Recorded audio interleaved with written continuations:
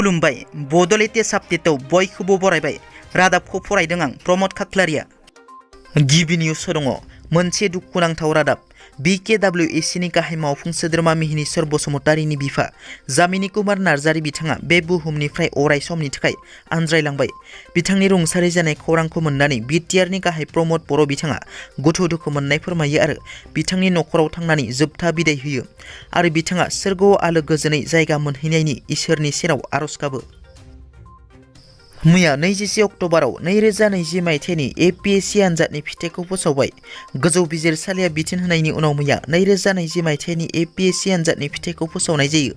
मैया Assam public service commission सुंद'बै APSCनि फिथाइ फोसावनायाव गोबां बर' फिसाफोराबो गोब्राब नाजानायनि गेजेरजों उथ्रिनो हायो। फारिलाइयाव नुनाय बादिब्ला बर' फिसाफोरा गुबुन गुबुन बिफानाव गासै सा 14 उथ्रिनो हादों। APSC आनजाद उथ्रिनो हानाय बर' फिसाफोरनि मुं फारियै अनुपम बर' ACS, प्रशान्त गयारी ACS, दैथुन वारी ACS, हितेश बर' ACS, ब्रान्दन दैमारी APS, बारदै बर' APS, प्रिया बर' APS, फुंखा बर' inspector of taxes, Jyotish Daimari inspector of taxes, Nirmali Daimari inspector of taxes, Birbal Brahma BDO, दैथुन बड'सा साब रेजिस्ट्रार, जिरेन दैमारी साब रेजिस्ट्रार, श्रीजित बसुमतारी साब रेजिस्ट्रार। APSC उथ्रिनो हानाय बर' फिसाफोरनि गामि ओनसोलफोराव खुसिनि दोहौ सोमजिदों। मख'नो गोनांदि मैयानि फोसावजानाय APSC आनजादनि फिथाइयाव बाक्सा जिल्लानि निकासि खनस्रिपुरनि बिजित पाठकआ टपार जानो हायो। फैगौ 25 अक्ट'बराव BTCनि गासिबो जिल्लायाव जायगायारि बन्द एबा लकेल हलिडे फोसावदों BTC सरकारनिफ्राय। BTC सरकारा 25 अक्ट'बराव दिवाली आरो कालि फुजानि थाखाय BTCनि मोनबा जिल्ला फारियै क'क्राझार, चिरां, बाक्सा, उदालगुरि आरो तामुलपुर जिल्लायाव जायगायारि बन्द एबा लकेल हलिडे फोसावो। मैया इउनाइटेड फराम अफ Ex-NDFB मुंनि मोनसे गोदान आफादनि जोनोम जायो।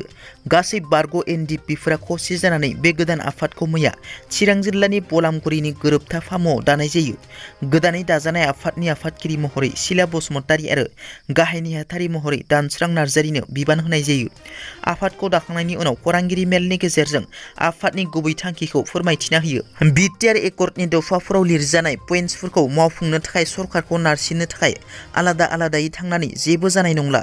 खौसेथिनि गेजेरजों मोनसे प्लेटफर्म बानायनानै सरकारखौ प्रेसार होआब्ला बारग' NDFBफोरनि थांखिया जाफुंनाय नंला होनना बे गोदान आफादखौ दानाय जादों होनना आरो बे आफादा रावनिबो हेंथा थानाय नङा। बारग' NDFBफोरनि जेंनाखौ सुस्रांनो थाखाय खौसे जानानै सरकारखौ दाबि खालामगोन बुंगोन।